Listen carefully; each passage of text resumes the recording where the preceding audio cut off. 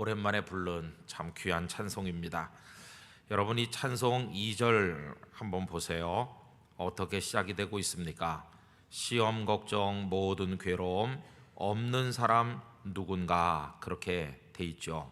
또 3절도 보시면 근심, 걱정, 무거운 짐 아니 진자 누군가, 그렇게 돼 있습니다.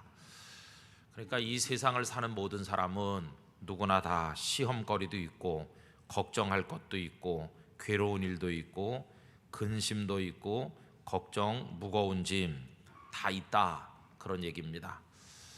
여러분들께서도 걱정 많으시죠? 근심도 참 많으시죠? 사소한 걱정으로부터 심각한 근심까지 다양한 고민거리들을 우리들은 다 가지고 있는 줄로 믿습니다. 우리 아들 녀석이 지난번에 왔을 때 저보고 고민을 얘기했습니다. 아빠, 머리칼이 빠지기 시작했어, 그렇게 얘기했습니다. 그래서 이 자식아, 그거는 걱정거리가 아니야. 아마 그것 때문에 고민하는 분들도 많으실 것 같아요, 그죠? 그런 분들은 저에게 상담하러 오시기 바랍니다. 어떻게 달관하고 살 수 있는지 그 비법을 알려드리도록 하겠습니다. 근데 뭐 그런 거야 뭐 어떻게 하겠어요, 그죠? 정말 그때는 하는 말이 있습니다. 그게 뭐냐 하면 생긴 대로 살아라, 이렇게 하는데 정말 아닌 게 아니라 이 세상에 참 걱정 많습니다. 근심도 많고 고민도 많아요. 오늘 새벽에도 말씀드린 것처럼 주님을 믿는 사람에게는 아무 걱정도 없고 고민도 없으면 얼마나 좋겠습니까? 그런데 예수님과 제자들이 배를 타고 가는데 거기 예수님이 계신데도 풍랑이 일어나지요, 그죠? 하나님을 잘 믿는 우리 믿음의 선배들 이야기가 성경에 나오는데 그분들도 다 걱정도 있고 고민도 있었습니다. 그렇죠? 근데 중요한 것은 뭐냐 하면 고민 없는 사람은 없지만 그 고민이 어떤 결과를 가져오는가 하는 게 문제입니다. 우리는 이 고민이나 걱정거리는 그 결과가 굉장히 나쁘다 이렇게 생각하니까 염려하는 겁니다. 그런데 오히려 그 고민을 통해서 하나님의 은혜를 경험한다면 우리는 결코 고민 때문에 고민하지는 않을 것 같아요. 여러분, 어떤 사람은 시련이 왔기 때문에 하나님의 축복을 받는 사람도 있습니다. 오늘 새벽에 말씀드린 것은 이삭의 이야기고 아브라함의 이야기, 또 다윗의 이야기를 섞어서 오늘 새벽에 생각을 했었는데, 이삭이 흉년을 만난 것은 좋은 일은 아니죠. 기왕이면 기후도 좋고 모든 게 좋으면 좋은 거 아니겠어요? 그런데 흉년이 심각하게 오니까 큰 근심을 했겠죠. 더군다나 이삭 혼자 목숨도 아니고 딸린 식구가 얼마나 많습니까? 그 아버지 아브라함 때만 해도 거느리고 있던 양 먹이는 목자들만 해도 318명 장정이 있었는데 거기 딸린 소떼 양떼에 여러분 300명이라고 치고 한 사람이 50마리씩의 양만 먹인다고 그래도 그 마리수가 몇 마리나 되겠어요? 15,000마리나 되는 거죠, 그죠? 이건 상상을 못할 정도로 거느리고 있어요. 이 많은 짐승들과 그 딸린 식구들을 데리고 흉년을 피해야 된다고 하는 게 이삭에게는 큰 걱정거리였겠죠. 그러나 나중에 보니까 오히려 그것을 통해서 하나님의 살아계심을 체험하게 됐습니다. 도저히 안 되는 그곳에서 농사도 잘 지었고 흉년 속에서 양떼 소떼도 잘 되고 그리고 가물어서 바싹 말랐는데 하나님께서 축복하시니까 이삭의 종들이 땅만 파면 생수가 콸콸 솟아나왔습니다. 여러분, 성도에게도 걱정과 근심과 시련은 있지만 그것을 통해서 오히려 하나님께서 우리를 사랑하신다는 것과 하나님의 능력을 경험하게 되는 일이 많을 줄로 믿습니다. 문제는 고민을 어떻게 하면 없애며 살 것인가가 아니라 이걸 통해서 어떻게 승리할 것인가, 그게 문제인 것이죠. 오늘 읽은 말씀에는 두 사람이 등장하는데 한 사람은 이스라엘의 초대 왕인 사울이고 또 한 사람은 사울의 군대 장군이면서 또 사위이면서 동시에 사울의 정적이 되어 사울이 죽이려고 집요하게 쫓고 있는 다윗이 등장하고 있습니다. 사울은 사울대로, 다윗은 다윗대로 다 고민이 있어요, 고민. 그래서 오늘 말씀의 제목을 여러분 유인물에 보시면 두 사람의 고민 그렇게 했는데 사울에게도 고민이 있고 다윗에게도 고민이 있다는 겁니다. 그죠? 고민 없는 사람은 없어요. 그래서 여러분, 이 세상에 나만 고민을 많이 하고 내가 제일 불쌍하게 사는가 보다 이렇게 생각하신 분이 혹시 있으시다면 그런 것이 절대로 아니라는 것을 이 시간을 통해 다시 한번 기억하게 되시기를 바랍니다. 다 고민이 있어요. 다 고민이 있어요. 노만 빈센트 필 목사님께서 많은 사람들을 만나서 상담을 하셨는데 어떤 젊은이가 와서 상담을 했습니다. 목사님, 저는요 못 살겠습니다. 아니 왜?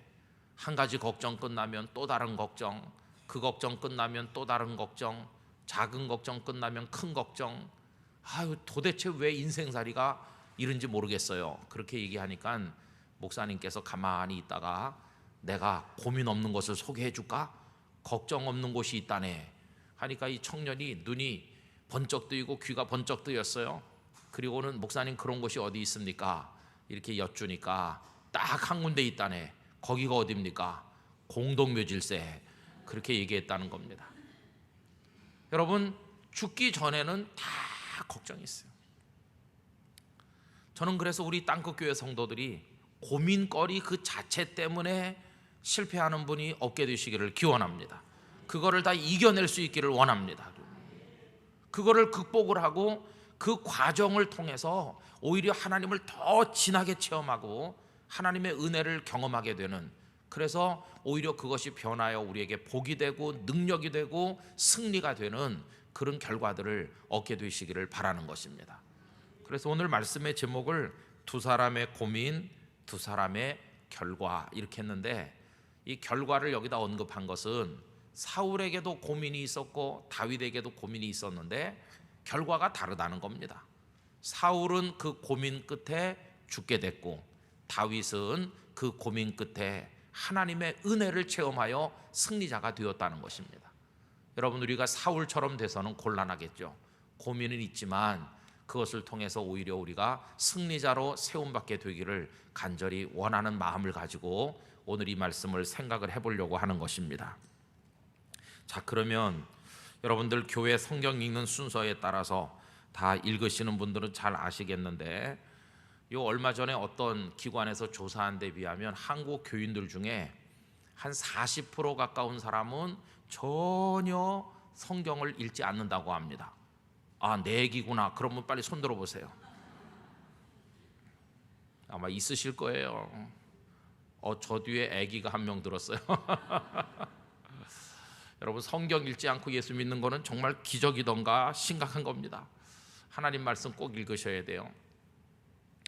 그런데 이 스토리를 이제 우리가 이해하기 위해서 여러 장에 걸쳐서 흐르는 그 이야기의 맥락을 알아야 되는데, 사울이 다윗을 죽이려고 하지 않습니까? 그죠?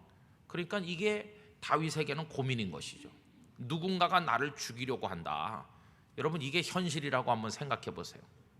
어떤 사람은 영화 같은 걸 보는데 그 영화 속에서 주인공이 막 쫓기고 뒤에서 계속 추적하는 거, 그런 영화를 보면 꿈에서 나타나가지고 벌떡 일어나거나 마치 자신이 현실에서 당하는 것처럼 식은 땀을 쫙 흘린다고 합니다. 마음이 연약한 사람들은 그런 영화를 보는 것은 오히려 해로울 거라고 생각합니다. 영화도 스트레스를 주고 심장을 긴장시키고 자다가 벌떡 깨게도 만드는데, 그게 영화가 아니고 여러분 현실이라고 해보세요. 현실. 전에 북한에서 내려온 고위층들, 여기서 죽은 이도 있고 그런데요, 북한에서 누군가가 와서 나를 죽이지 않을까 이렇게 숨죽이면서 사는 사람들 얼마나 불안할까요? 무슨 마트를 한번 맘 놓고 가보겠어요? 밤에 두 발 뻗고 자보겠어요? 어디서 어떻게 편안하게 살아보겠습니까? 음식을 먹어도 독이 들어있지 않을까? 낯선 사람이 나를 쳐다만 봐도 저 사람이 날 죽이러 온 사람 아닐까? 그러니 어딜 여행을 해도 불안하고 모든 게 다 불안하겠죠. 지금 다윗의 고민은 사울의 칼이 언제나 자기 목을 노리고 있다고 하는 거, 이게 큰 고민이었어요. 아마 우리 중에 그런 고민을 가진 사람은 없으니까 우리가 다윗의 고민보다는 그래도 우리 고민은 훨씬 가벼운 것이라고 생각이 됩니다. 그래서 다윗은 사울의 추격을 끊어내기 위해서 어떤 결론에 도달했느냐 하면 오늘 새벽에도 보신 것처럼 아예 이스라엘 땅을 벗어나야 되겠다. 그래서 블레셋 땅으로 쑥 들어가 버렸어요. 그러나 여러분, 블레셋 땅으로 망명하는 것은 마음이 편한 것인가? 그건 아니었어요. 왜 그렇습니까? 블레셋이 어떤 나라입니까? 이스라엘을 그동안 계속 괴롭혔던 나라고 이스라엘보다 힘이 강했던 나라 아닙니까? 그들이 골리앗을 앞세우고 이스라엘을 쳐들어왔었는데 지난 주일 낮예배 시간에 생각한 것처럼 그 골리앗을 쓰러뜨린 장본인이 바로 누굽니까? 다윗입니다. 이스라엘 사람들에게는 다윗이 영웅이지만 블레셋 사람들에게는 다윗이 철천지 원수고 죽여야 될, 복수를 해야 될 사람이죠. 그러니 다윗이 망명해가지고 왔다는 소식이 블레셋에 퍼졌을 때 많은 블레셋 사람들이 다윗을 미워하던 사람들은 저 녀석이 죽으려고 자기 발로 호랑이 굴에 들어왔다 이렇게 생각하지 않았겠습니까? 그러니까 다윗이 블레셋에 망명하는 것은 간단한 문제가 아니었습니다. 저는 다윗이 블레셋에 망명한 이 사건을 두고 이스라엘 땅에서 사는 게 얼마나 힘들었으면 그가 골리앗 때문에 블레셋 사람들이 자신을 미워하는 걸 뻔히 알면서도 블레셋으로 갔을까, 그런 생각을 해보는 것입니다. 그러니까 사울의 추격이 얼마나 집요했으면 차라리 블레셋 땅이 그래도 낫겠다는 생각을 했겠습니까? 그러니 이스라엘 땅에서도 불안하고 블레셋으로 가도 그 사람들이 나를 어떻게 대할 것인지에 대해서 근심이 얼마나 많았겠어요, 그죠? 그러니까 그것도 또 고민거리예요. 그래서 불안한 마음을 가지고 사람들을 끌고 갔는데 사람들이 둘 중에 하나겠죠. 미워서 죽이려고 하는 사람과 그래도 저 다윗을 통 크게 우리가 받아주자, 그런 사람으로 나뉘었는데 다행히 그 지역의 왕인 아기스 왕이 다윗을 통 크게 맞아주는 거예요. 과거는 있고 자네를 내가 맞아주겠다는 거예요. 그래서 내 오른팔이 되라 이렇게 해서 신임을 하면서 그를 시글락이라는 성을 하나 줘서 아예 편안히 살도록 배려까지 해주니 얼마나 고맙습니까? 그러나 고맙기는 하지만 그것 때문에 더 큰 어려움에 봉착하게 됐어요. 그게 다른 게 아니라 얼마 지나지 않아서 이스라엘과 블레셋 사이에 대접전이 벌어지게 된 것입니다. 다윗이 블레셋 땅에 거주했던 것이 오늘 새벽 기도 때 본 대로 1년 4개월인데요. 큰 전쟁이 벌어지는, 이 전쟁에서 사울 왕이 전사하는 거죠. 그런데 그 전쟁을 준비하고 있을 때 아기스 왕이 다윗을 부르는 겁니다. 오늘 읽은 말씀 1절 이하에 나오는 얘기가 그겁니다. 왕이 하는 말이, 이복의 다윗, 절호의 기회가 왔네. 자네를 죽이려고 하던 그 원수 사울이 이스라엘 군대를 거느리고 지금 우리와 한바탕 붙을 텐데 그동안 사울이 자네의 목줄을 노렸으니까 얼마나 괴로웠나. 이제 기회가 왔어. 자네 이제 우리 블레셋 군인이 돼가지고 자네 수하들과 함께 우리 군대와 합류해가지고 최전방에 나가서 선봉이 돼서 사울을 제거하고 말이지 이스라엘을 치라고, 이렇게 말하는 겁니다. 여러분, 아기스 왕이 다윗을 믿어주는 거는 좋은 것 같지만 만약에 다윗이 블레셋 군복을 입고 블레셋 장군의 투구를 쓰고 블레셋 사람들을 끌고 이스라엘을 친다면 앞으로 이스라엘 왕이 돼서 이스라엘 백성을 지키고 헌신해야 될 이 다윗이 그게 할 짓이겠습니까? 내 동족을 내 칼로 죽이고 내가 돌봐야 될 백성을 내가 진멸해야 된다 그러면 이건 얼마나 난처한, 차라리 나 혼자 죽는 게 낫지, 이런 막다른 골목에 도달하게 된 것이. 이 아기스 왕의 말을 듣고 돌아서는 다윗의 표정이 어땠겠습니까? 왕 앞에서 내색도 할지도 못하고, 그러나 돌아오는 마음은 막 얼어붙었을 것입니다. 내가 어떻게 내 동족을 향해 칼을 겨룰 수가 있나, 이럴 수도 저럴 수도 없는 진퇴양난에 그가 빠지게 된 겁니다. 이게 다윗의 큰 고민이었었고,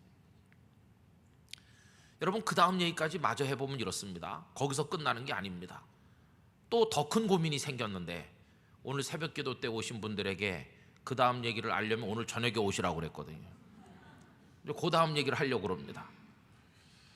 그래서 다윗은 어쩔 수 없이 왕명을 거절할 수 없으니까 자기 밑에 따르는 사람들을 다 소집을 해가지고 무장을 갖추고 이제 블레셋 군인의 일부가 돼가지고 이스라엘과 싸우려 전쟁터에 나갔습니다. 다 군복 입고 이제 전쟁이 벌어지기만을 기다리는 다윗으로서는 죽고 싶은 상황에 지금 도달한 겁니다.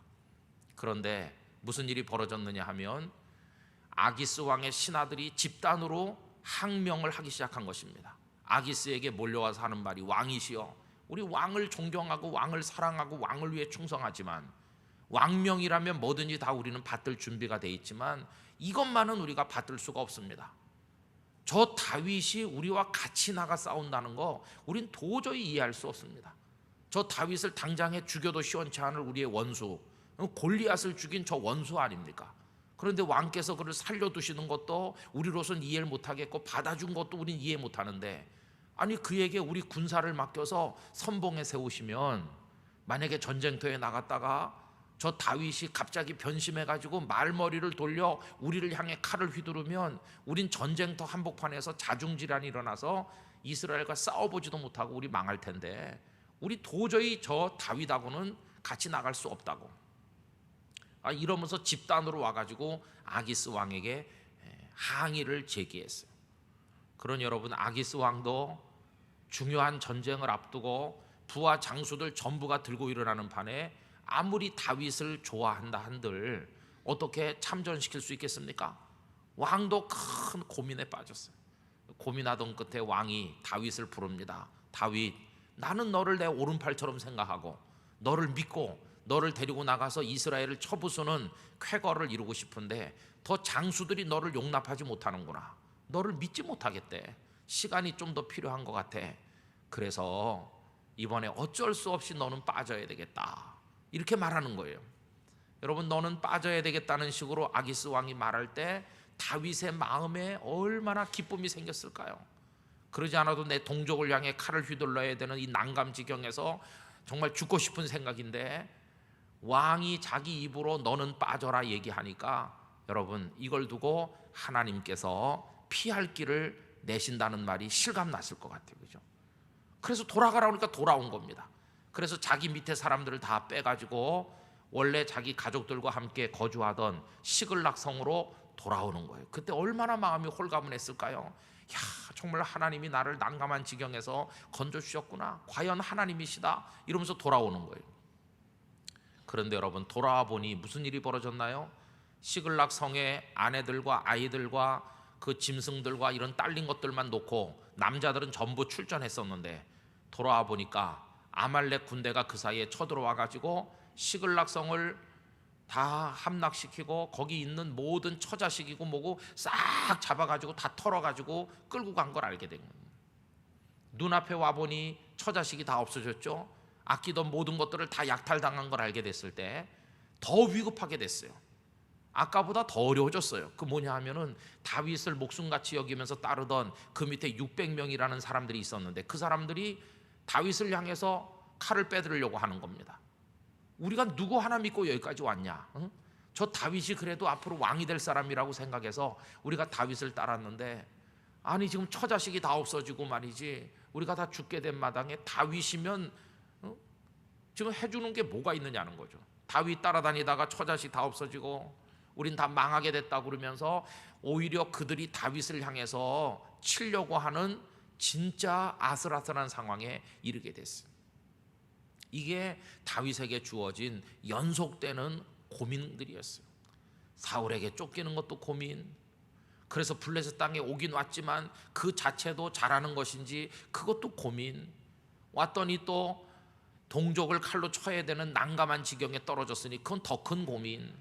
그러다가 간신히 거기서 너는 빠지라고 그래서 빠지는가 했더니 이제 와보니까 처자식이 다 없어지고 모든 게 다 약탈당해서 따르던 수하들이 자신을 향해 칼을 빼들으려고 하는 더 위급한 상황에 떨어진 것이, 이게 다윗의 고민이에요. 여러분, 다윗 같은 믿음의 사람에게도 고민은 계속 있었다는 걸 알 수 있어요. 그러면 오늘 본문에 나오는 또 한 사람, 사울 왕은 어떤 고민을 가지고 있었을까요? 여러분, 그 유인물을 보시기 바랍니다.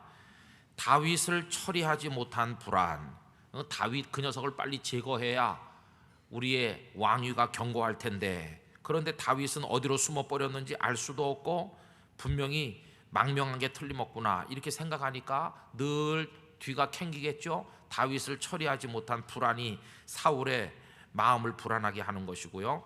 그래서 결국은 언젠가 왕좌가 그 녀석에게 넘어갈 것이라는 두려움이 사울에겐 있었을 것이고, 그 다음에 이 전쟁을 이제 시작하게 됐는데 블레셋 사람들을 보니까 이 사울의 마음에 큰 두려움이 생기게 됐어요. 여러분 5절 말씀으로 올라가 보세요.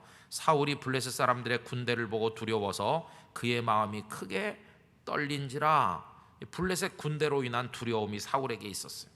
자, 그 다음에 6절은 아주 심각한 것인데 하나님께서 그를 떠나셨기 때문에 아무 응답이 없다는 겁니다. 6절 사울이 여호와께 묻자오되 여호와께서 꿈으로도 우림으로도 선지자로도 그에게 대답하지 아니하시므로. 지금 전쟁이 벌어져서 큰 위기를 만났는데 아무리 하나님 나를 도와주세요 어떻게 하면 좋습니까 이래도 하나님께서 아무 응답도 없는 거예요. 어떤 선지자도 와서 말해주는 것도 없고 무슨 방법으로도 하나님이 응답이 없으세요. 그러니까 이 사울이 정말 큰 고민에 떨어지게 됐어요. 그래서 결과적으로 하나님께서 응답하지 않다 보니까 그는 막판에 도달해 가지고 어떻게 합니까? 무당 점치는 여자를 찾아간 것이, 여러분 7절에 보면 사울이 그의 신하들에게 이르되 나를 위하여 신접한 여인을 찾으라. 내가 그리로 가서 그에게 물으리라 하니 그의 신하들이 그에게 이르되 보소서 엔돌에 신접한 여인이 있나이다. 귀신에 사로잡힌 그런 여자가 엔돌에 한 사람 있는데 그 여자를 찾아가서 그 여자에게 물어봅시다. 여러분 이스라엘의 왕이, 하나님을 섬기는 백성을 다스리는 왕이 얼마나 영적으로 지금 초라하게 전락하고 있는지를 볼 수 있죠. 이게 사울의 고민인 것이. 다윗 그 녀석을 죽이지 못해서 불안하다. 거기다가 블레셋 군대를 보니까 간담이 다 녹아내리고 두렵고 하나님께서는 아무 말씀도 없으시고, 그리고 귀신 들린 여자, 신접한 여자를 찾아가야 될 신세가 된 자기 모습을 보니 얼마나 고통스러웠겠어요. 자, 그래서 여러분 다윗은 다윗대로 깊은 고민이 있고 사울은 사울대로 깊은 고민이 있어요. 여기 28장 29장 이쪽에 두 사람 다 깊은 고민이 있어요. 두 사람 다. 그런데 결과는 어떤가? 두 사람 다 깊은 고민이 있는데 결과는 완전히 다르다고 하는 것입니다. 여러분 어떤 결과가 왔는지 유인물 큰 2번을 보시면 서로 다른 결과. 우선 다윗은 어떤 결과를 가졌습니까? 아까 말씀드린 것처럼 블레셋 군대로 참전해야 할 상황에서 면하게 됐어요. 블레셋 신하들이 반대함으로 말미암아 이상한 방법으로 하나님께서 그에게 피할 길을 주신 것을 볼 수 있죠. 여러분 이런 난감한 지경에 빠졌을 때 건져주시는 하나님의 축복이 있으시기를 기원합니다. 시글락에서 붙잡힌 가족들 때문에 죽을 고비를 맞았다고 그랬죠. 그 따르던 사람들이 오히려 다윗에게 대든다고 그랬죠. 그런데 나중에 보면 쫓아가서 아말렉 사람들을 다 치고 그리고 빼앗긴 가족들과 뺏겼던 모든 것을 다 건졌을 뿐만 아니라 아말렉 사람들의 것을 빼앗아서 오히려 전리품까지 얻게 된 것을 볼 수 있어요. 그리고 더 나중에 이 전쟁의 결과가 어떻게 되는가 하고 시글락에서 기다리는데 그 전쟁이 길보아 산에서 치열하게 전개되다가 사울 왕과 왕자들이 거기서 다 전사함으로 말미암아 이스라엘의 왕의 자리가 이제 공석이 되니까 다윗이 돌아가서 헤브론에서 왕이 되는 것이죠. 결국 이 고민의 결과는 어떻게 나타났느냐면 다윗은 살아남았을 뿐만 아니라 이스라엘의 왕이 되는 길이 열리게 됐고 궁극적으로는 그는 이스라엘의 왕이 되었다는 것입니다. 깊은 고민이 있었는데 오히려 그것으로 인해서 길이 열리면서 그는 왕의 자리에 오르는 축복된 결과를 얻었다고 하는 것입니다. 그러나 여러분 뒷면으로 한번 넘어가 보세요. 사울은 어떤 결과를 얻었나? 사울은 이 깊은 고민 속에서 결국은 엔돌에 신접한 여인에게 찾아가 추태를 보이면서 그 여인에게 부탁해서 점을 쳐야 되는 영 초라한 신세로 전락을 했을 뿐만 아니라 결국은 그 전쟁에서 아들들과 함께 전사하는 비극적인 결과에 도달하게 됐다 하는 것입니다. 여러분 이것이 두 사람의 고민과 두 사람의 서로 다른 결과인 것을 볼 수 있어요. 저는 고민은 우리에게 없을 수는 없지만 우리 성도님들 단 한 분도 사울과 같은 결론에 도달하는 이가 없게 되시기를 간절히 기원합니다. 오히려 고민 속에 역사하시는 하나님의 위로하시고 건져주시는 손길, 깊은 고뇌 속에서 만나는 하나님의 은혜, 그로 인해서 오히려 막혔던 문이 활짝 열리게 되는 축복, 그런 것들이 여러분들에게 임하시기를 간절히 기원하는 것입니다.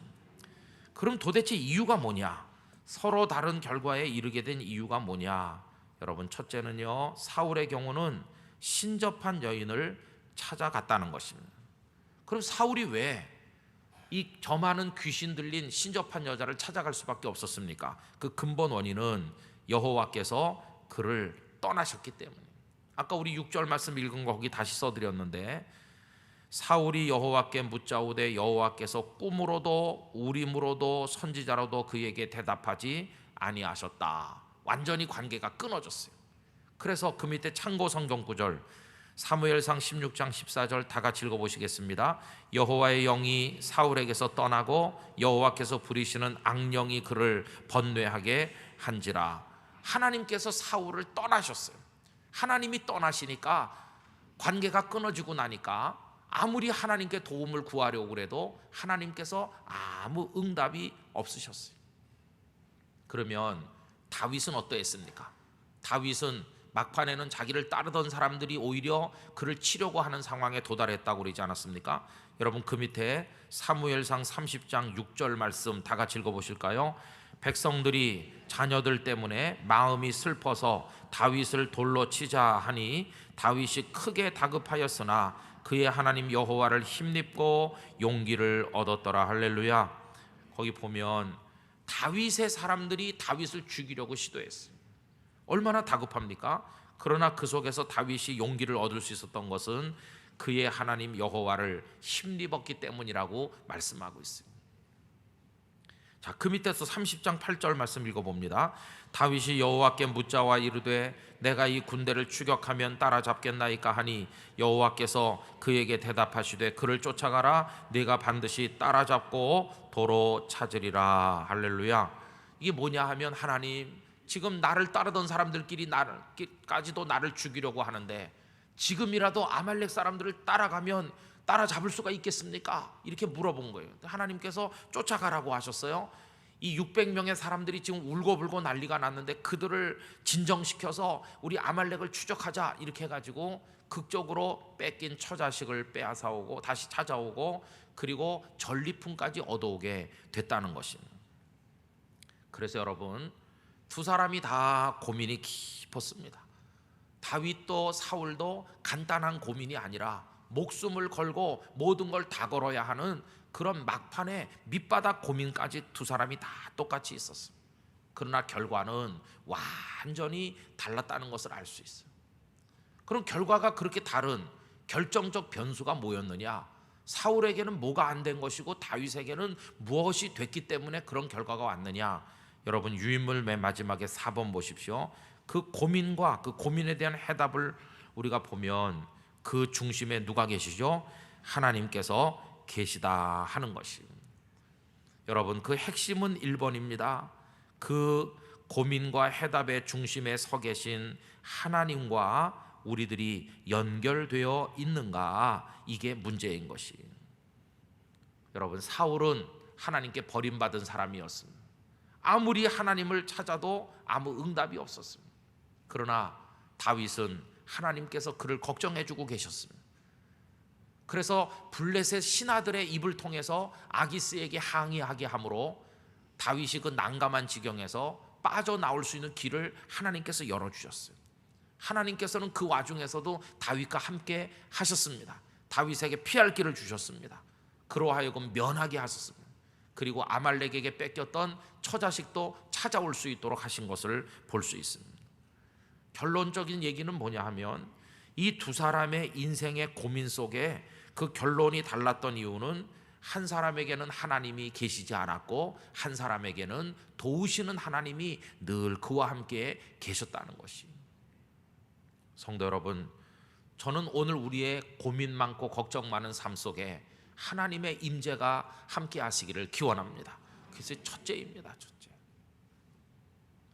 뭐 우리가 돈을 가질 수도 있고 잃을 수도 있습니다. 우리 형편이 좋아질 수도 있고 어려워질 수도 있습니다. 그러나 그 모든 것의 기본적인 문제는 뭐냐 하면 하나님께서 나와 같이 계시는가 그렇지 않은가 하는 게 문제입니다. 그래서 나중에 보면요, 이 다윗이 밧세바와 범죄했을 때가 있었잖아요. 세월이 많이 지난 다음에 나단 선지자가 와서 그를 신랄하게 책망하였어요. 그때 다윗이 하나님 앞에 눈물로 회개하고 또 회개했습니다. 그때 그 가슴 아프게 탄식하면서 회개하는 자신의 마음을 담아서 하나님 앞에 올린 기도의 시가 시편 51편이죠. 그죠? 그런데 그 시편 51편에 보면 그가 하나님 앞에 구하고 있는 핵심이 뭐냐 하면 주의 영을 내게서 거두지 마라 주시옵소서, 그겁니다. 하나님, 왕좌를 내놓으라고 그러면 내놓을 수 있습니다. 재물을 다 가져가신다면 얼마든지 가져가세요. 다 가져가셔도 좋습니다. 그러나 단 하나, 하나님의 영만은, 다시 말해서 하나님께서만은 제발 저를 버리지 마라 주시옵소서. 이게 다윗의 마지막 눈물의 호소였습니다. 그는 알고 있는 것입니다. 아무리 왕관을 쓰고 궁궐에 앉아 있어도 하나님께서 자신을 버리면 아무것도 아니라는 것을 알고 있어요. 누구를 봐서 알고 있을까요? 사울이 그의 모델이 된 것이에요. 사울이 40년 동안을 왕의 자리에 있었지만 하나님께서 사울을 떠나니 그가 마지막에 얼마나 초라하게 됐나. 나중에 알아보니 그가 너무도 급해서 신접한 여인을 찾아가서 점을 치는 지경에까지 이르지 않았는가. 하나님이 떠나시면 왕관이 무슨 소용이 있는가. 이것을 다윗은 알고 있었던 것이. 그러니 그 와중에서 다른 거 구하지 않고 하나님의 영이 내게서 떠나는 일만은 없게 해달라고 눈물로 기도한 것입니다. 여러분, 가난하게 되기도 하고 병들기도 하고 어려운 일도 있지만 어떤 일이 있어도 하나님께서 우리와 같이 계신다면 그 속에서 솟아나고 극복하고 이길 수 있는 줄로 믿습니다. 근데 하나님이 같이 계시지 않으면 그러면 아무것도 안 되는 것입니다. 그 다음에 또 한 가지 관건은 뭐냐 하면 하나님이 계신가 안 계신가, 그 다음 얘기는요, 그 하나님 앞에 기도하는 사람으로 살고 있는가, 그게 문제입니다. 따르던 사람들, 목숨을 함께 하기로 결의를 하고 그 사울에게 쫓기면서 긴긴 세월을 함께 하던 형제보다도 더 가깝던 사람들이 오히려 다윗을 죽이려고 하는 이런 마지막 곤란한 지경에 떨어졌을 때 그래도 하나님은 나를 도우시겠지 이러면서 그가 용기를 얻었다는 거 아닙니까? 그 와중에서 그가 한 게 뭡니까? 아까도 읽었지만 30장 8절 보면 다윗이 여호와께 묻자와 이르되, 그 다급한 상황에서 그가 한 게 다른 게 아니고 하나님 앞에 기도한 것이었어요. 하나님, 쫓아가면 되겠습니까? 도와주시겠습니까? 우리를 좀 불쌍히 여겨주세요. 이 기도가 다윗이 마지막에 한 것이었습니다. 아무리 어렵고 힘든 일이 다가와도 우리 하나님 앞에 기도할 수 있게 되기를 원합니다. 기도할 수 있으면 우리에게 소망이 있는 줄로 믿습니다. 하나님 나와 함께 계시다, 나는 그 하나님 앞에 기도한다, 이 두 가지면 어떤 고민도 극복하는 사람 될 줄로 믿습니다. 우린 기도를 하나님 앞에 제대로 드리지 않는다는 게 이게 심각한 문제인 것입니다. 어떤 장로님이 예수 믿지 않는 비즈니스맨들하고 이제 골프 하러 가셨대요. 근데 그날따라 안 되는 거예요. 아무리 해도. 그래가지고 한숨을 푹푹 쉬니까 안 믿는 사업가가 이렇게 말하더래요. 아니, 기도하면 될 걸 왜 한숨 쉬냐고. 그래서 이 장로님이 깜짝 놀랐대요. 자네가 그걸 어떻게 하는가? 그랬더니 양재동 고속도로로 다니는 사람은 다 아네. 그래서 그게 무슨 소리냐고 그랬더니, 여러분, 경부고속도로 양재동 쪽으로 지나가다가 이쪽에 보면요, 한 5, 6층짜리 건물에 전광판이 붙어 있는데 기도할 수 있는데 왜 걱정하십니까? 이렇게 써 있습니다. 그러니까 이 안 믿는 사람이 맨날 글로 운전하고 다니면서 기도할 수 있는데 왜 걱정하니? 교회는 안 다니지만 그건 봤거든요. 교회 다니는 장로님이 골프 안 된다고, 퍼팅도 안 되고 고민하니까 기도하면 되는데 왜 걱정하냐, 그렇게 말했다는 것이. 여러분, 기도할 수 있는데 왜 걱정하십니까? 그런 찬양이 있어요. 그죠? 하나님께서 나와 같이 계신다면 기도하면 승리를 가져다 주실 줄로 믿습니다. 그 우리의 마지막 소망인 것이, 그죠? 마지막. 대구에 가면 지산교회라는 교회가 있습니다. 근데 그 지금은 대구 이제 시 안에 있지만은 옛날에 대구가 조그맸을 때 지금부터 한 100여 년 전에는 대구 중심부가 아니고 촌이죠, 촌. 근데 아담스 선교사라고 미국 선교사이신데 북장로교가 파송한 분이십니다. 이분이 부산에 와서 계셨어요. 그러다가 이제 여기서 한 2, 3년 계시다가 대구로 가셨어요. 이 아담스 선교사께서 세우신 그 학교가 바로 오늘날의 계명대학교가 된 것이고, 이분이 세운 첫 교회가 대구에서 제일 오래된 대구 제일교회가 된 것이고, 그래서 그 대구 제일교회 뒤에 가면 아담스 선교사가 사시던 그 당시 건물도 남아있고 그 안에 유품 같은 것도 전시해서 미니 박물관 같이 잘 꾸며놨어요. 여러분 한번 대구에 가시면 그쪽에 가보시길 바랍니다. 근데 그 아담스 선교사께서 이제 그 지산교회를 개척했었거든요. 여러 교회를 세우는데 이 아담스 선교사를 우리 한국식 이름으로는 안두화 선교사라고 합니다.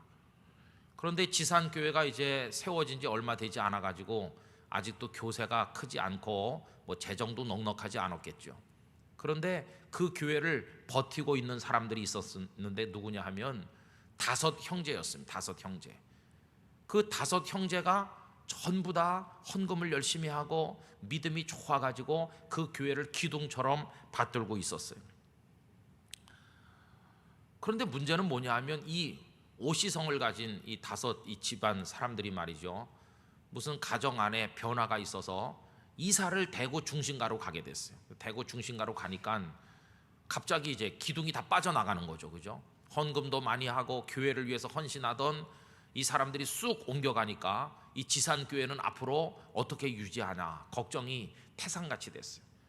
그래서 남은 교인들이 걱정을 많이 하다가 어떻게 했느냐면 안두화 선교사, 아담스 선교사를 찾아가서 사정을 말씀드리고 도움을 요청하기로 결심했다고 합니다.